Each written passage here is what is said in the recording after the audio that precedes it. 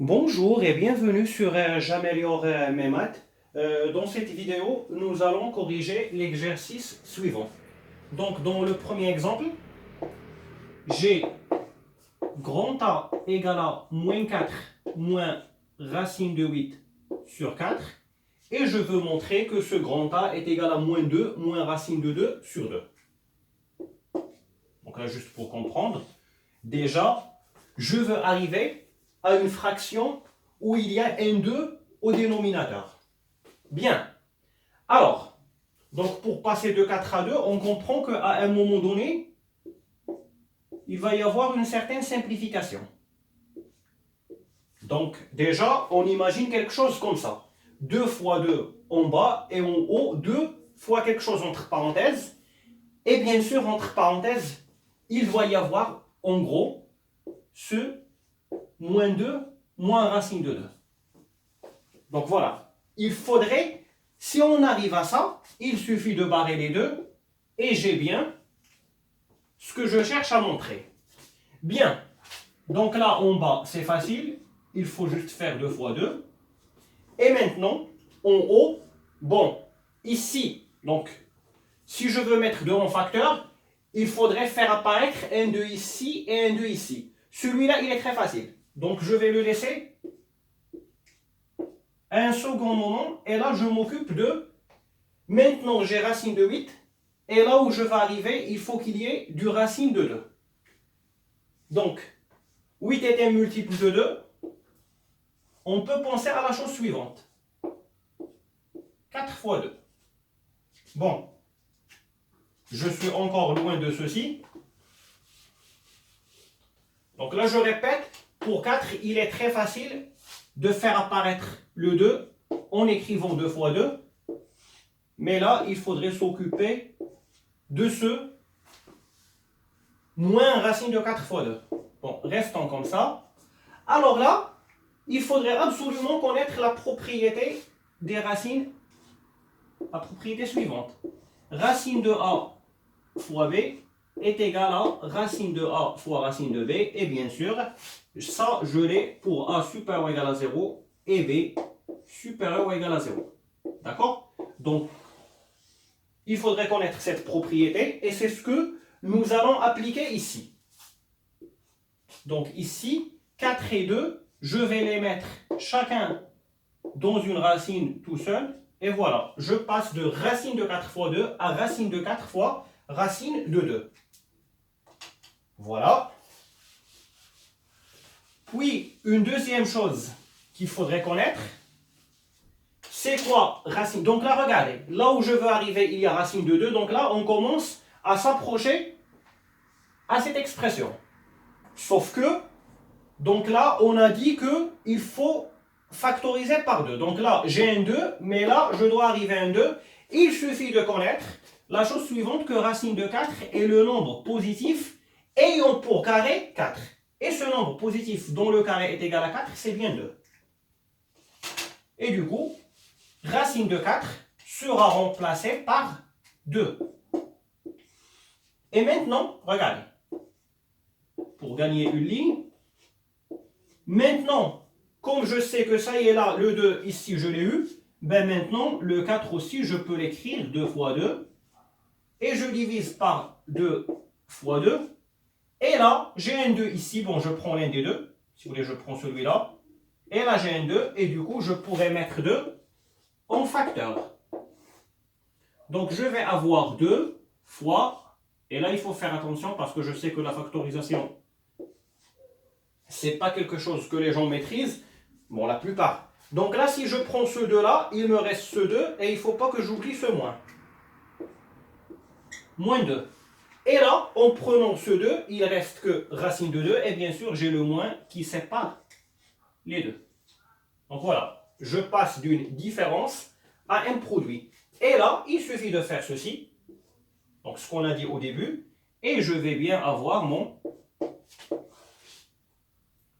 moins 2 moins racine de 2 sur 2. Et voilà, la première question est faite.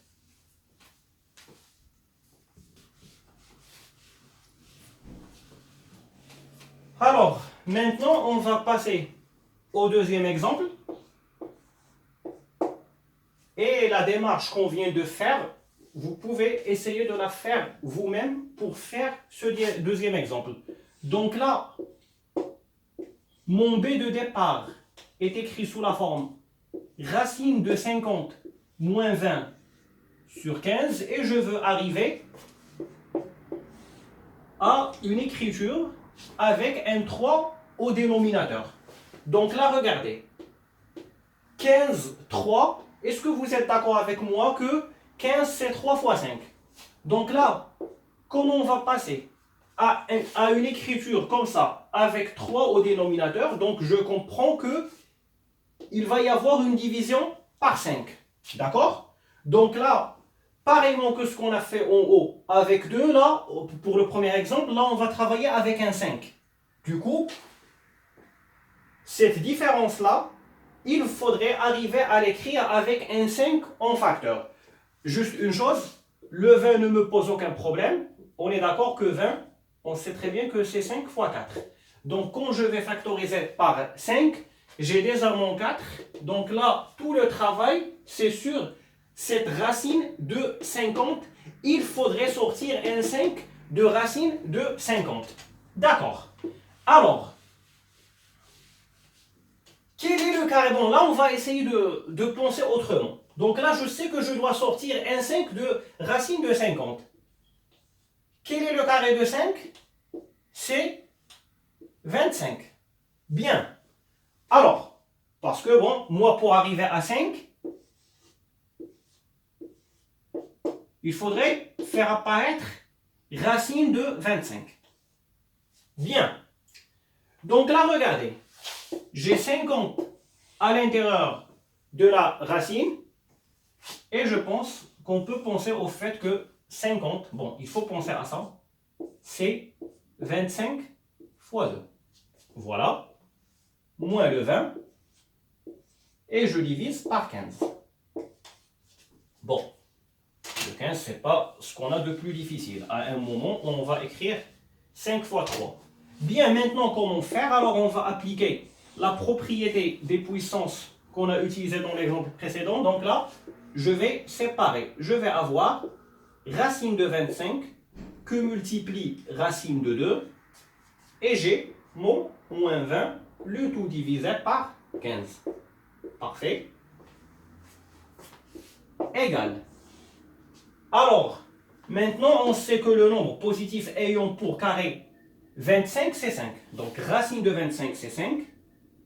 Et j'ai 5 racine de 2. Maintenant, ça y est, une fois que j'ai ce 5, qui était, on va dire, le plus difficile ici, donc là, il est très facile d'écrire 5 fois 4.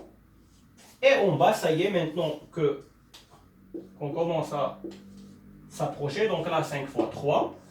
Et maintenant, j'ai une différence. D'accord? Là, j'ai un produit et là, j'ai un produit.